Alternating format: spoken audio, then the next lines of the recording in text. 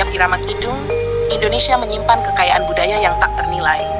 Dalam sejarah yang berliku, lahirlah seorang pemikir besar yang menggali hikmah dari tradisi leluhur, Ronggo Warsito, sang pujangga Nusantara.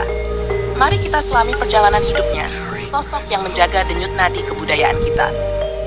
Ronggo Warsito, seorang pujangga legendaris dari Jawa yang dikenal sebagai pujangga akhir zaman. Siapa sih beliau dan seperti apa kisah hidupnya? Yuk kita bahas. Ronggo Warsito lahir pada tahun 1922 di Surakarta dengan nama asli Bagus Burhan. Ia berasal dari keluarga terpandang, yaitu keturunan para pujangga keraton. Ayahnya, Mas Pajang Suara, juga seorang sastrawan terkenal. Dari kecil, Bagus Burhan sudah dekat dengan dunia sastra dan filsafat. Pendidikan Ronggo Warsito sangat mendalam. Ia belajar di pesantren untuk memahami agama dan ilmu spiritual, lalu melanjutkan pendidikannya di Keraton Surakarta untuk mendalami sastra, sejarah, dan budaya Jawa. Perpaduan pendidikan ini membuatnya tumbuh menjadi seorang yang bijaksana.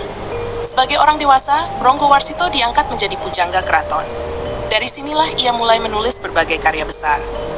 Salah satu karya paling terkenalnya adalah Serat Kalatida, yang berisi refleksi tentang keadaan masyarakat Jawa pada masa itu.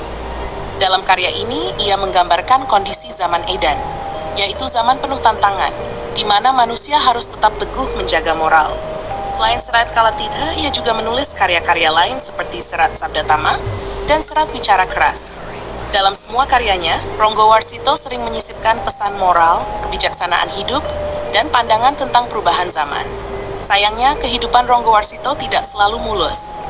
Ia menghadapi berbagai tekanan, baik dari kondisi politik maupun sosial saat itu.